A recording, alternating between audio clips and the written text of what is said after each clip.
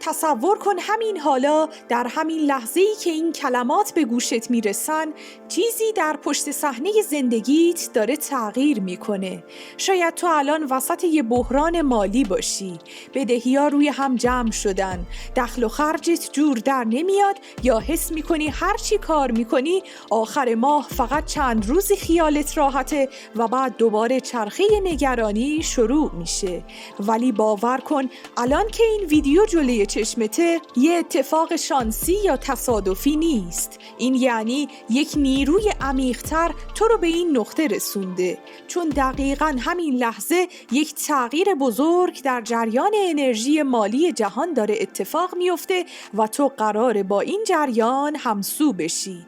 شاید الان یه گوشه ذهنت بگه باز هم یکی از همون حرفاست، من قبلا هم اینا رو شنیدم، حتی امتحان کردم، دعا کردم، تجسم کردم ولی نتیجه نگرفتم و من بهت حق میدم که شک کنی. اما چیزی که الان قراره تجربه کنی فقط یه تکنیک یا خیال پردازی نیست، این یک آگاهی تازه است. تو برای یک جهش مالی بزرگ انتخاب شدی. این جهش بی صدا و پنهان مدتیه که توی پشت پرده شکل میگیره. همه سختی‌های مالی گذشتت، تمام لحظاتی که فکر کردی من لیاقتش رو ندارم یا همیشه اوضاع همینه، در حقیقت بخشی از یک دوره آماده سازی بوده. جهان تو رو محک میزده، نه برای اینکه شکستت بده بلکه برای اینکه قوی ترت کنه. همین حالا بهش فکر کن. وقتی یک کشاورز دانه ای رو میکاره مدتها چیزی روی زمین دیده نمیشه، اما زیر خاک ریشه ها دارن عمیق میشن، آماده میشن برای روزی که جوونه سر از خاک بیرون بیاره. تمام مشکلات مالی تو ریشه های پنهان رشدت بودن و حالا فصل برداشت رسیده. از امروز هر آنچه که در زندگی مالیت تجربه کردی معنای تازه‌ای پیدا میکنه. حتی اون روزهایی که جیبت خالی بود ولی باز هم به کسی کمک کردی، حتی اون لحظاتی که با وجود ترس و فشار باز ادامه دادی، اینها سرمایه گذاری های روحی بودن که حالا قرار سودش رو ببینی. شاید امروز چیزی رو با چشم نبینی، مثل چند دقیقه قبل از طلوع که آسمان هنوز تاریکه اما نور از افق سرک میکشه. الان هم انرژی تازه داره کم کم وارد میشه. تو وارد فرکانس جدیدی شدی و این آغاز راهه. در حالی که تو درگیر نگرانی‌های روزمره بودی، یک اتفاق شگفت‌انگیز و پنهان در جریان بوده. جهان مثل یک معمار دقیق مشغول جابجا کردن قطعه‌های پازل زندگیت بوده. آدم‌هایی که باید از مسیرت کنار برن بی صدا محو شدن. کسایی که باید کمکت کنن آروم آروم به مدار زندگیت نزدیک شدن. فرصت‌هایی که هنوز حتی بهشون فکر نکردی از همین لحظه دارن برای تو شکل میگیرن. این هماهنگی ها تصادفی نیستن. تو سالها با وجود تمام فشارها و استرسها تسلیم نشدی. حتی وقتی خودت چیزی نداشتی دست دیگران رو گرفتی. این رفتارها در واقع کدهایی بودن که جهان روی تو ثبت کرده. کدهایی که حالا فعال شدن و دارن فرصتهای مالی رو به سمتت میکشونن. شاید از خودت بپرسی اما چطور؟ من هنوز در حساب بانکیم پول زیادی نمیبینم. اینجاست که باید یاد بگیری نشونه ها رو ببینی. فراوانی همیشه اول با نشونه های کوچیک شروع میشه. یه پیام غیر منتظره، یه پیشنهاد همکاری، یه بازپرداخت قدیمی یا حتی یک فکر ناگهانی که تو رو به مسیر درست هدایت میکنه. در واقع جهان به ندرت پول رو مستقیم از آسمون میفرسته پایین. اون بیشتر آدم‌ها و رویدادها رو طوری هماهنگ میکنه که نتیجهش برای تو پول و رونق باشه. مثل یک آهنربای قوی که تمام قطعات فلزی اطراف رو بدون اینکه خودت بفهمی به سمتت میکشه. الان تو در لحظه‌ای هستی که این آهنربا در قوی ترین حالتش قرار داره. پس به جای نگرانی ذهنت رو باز بذار. سعی نکن حدس بزنی از چه طریقی قرار پول بیاد. فقط آماده دریافت باش، چون همین الان نیروهایی در حال حرکت هستن که مسیر مالیت رو برای همیشه تغییر میدن. بیشتر مردم با پول رابطه‌ای پیچیده دارن. از همون بچگی باورهایی رو شنیدن که بی صدا توی ذهنشون ریشه کرده. پول سخته، پول نایابه، پول آدم رو عوض میکنه. خواستن پول یعنی طمع‌کاری.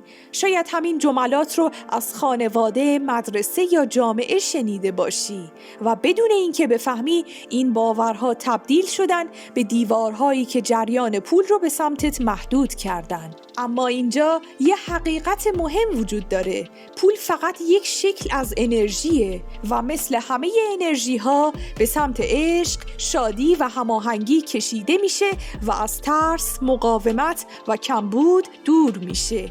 وقتی ذهنت پر از نگرانی یا احساس نداشتن باشه، تو عملاً یک فرکانس دفع کننده به جهان میفرستی.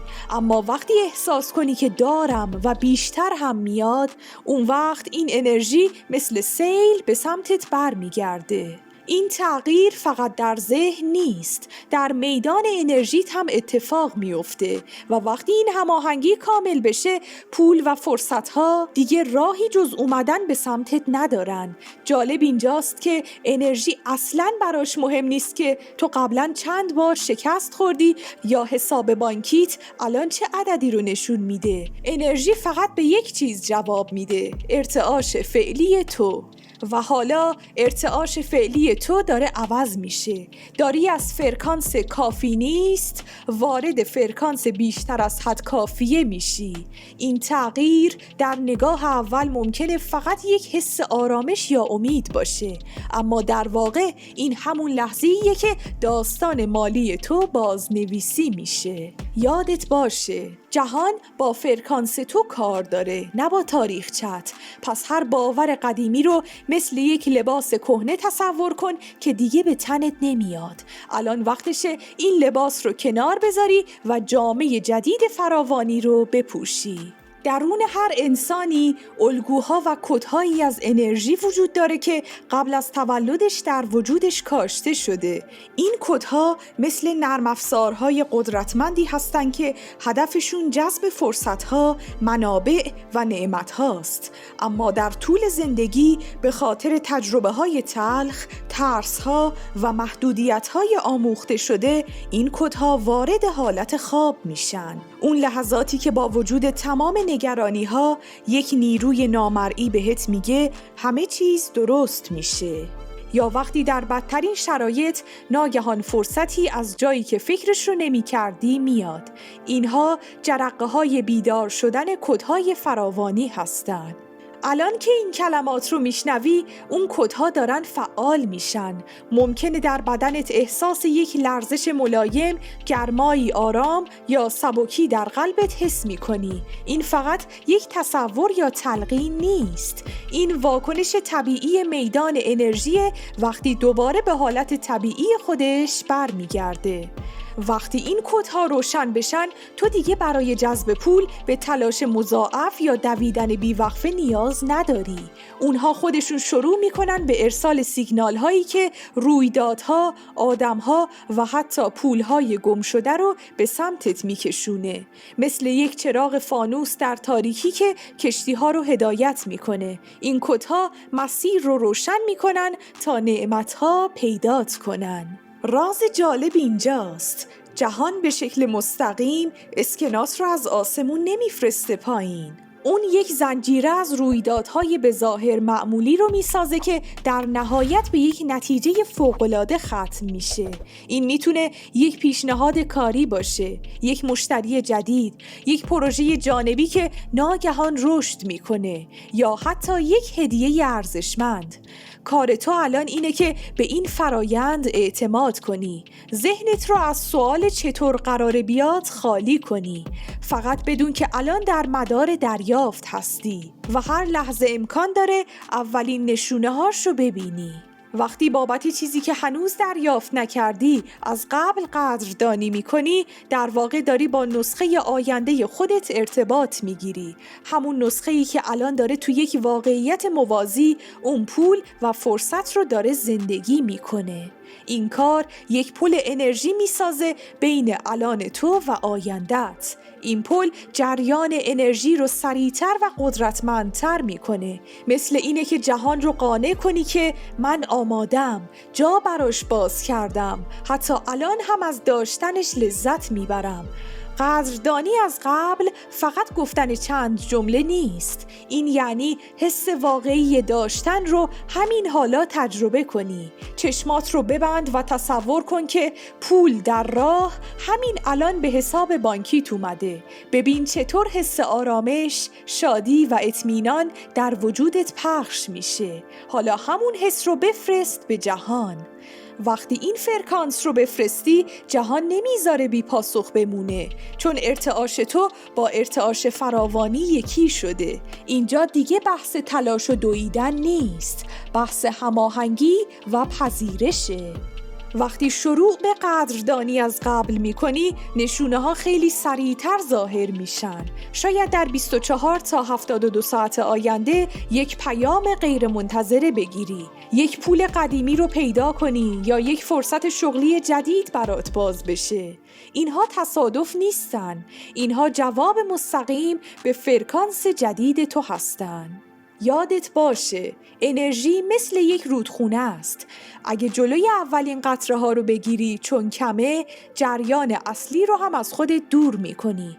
پس هر نشونه، هر هدیه و هر فرصت رو با آغوش باز بپذیر. با خودت عهد کن که هر زمان یک نشونه دیدی، حتی اگه خیلی کوچیک بود، همون لحظه یک حرکت کوچیک هم بکنی. این میتونه جواب دادن به یک پیام، ثبت نام توی یک دوره یا حتی تماس گرفتن با کسی باشه که به ذهنت رسیده. این کار انرژی تو رو فعال نگه میداره و جریان رو بازتر میکنه.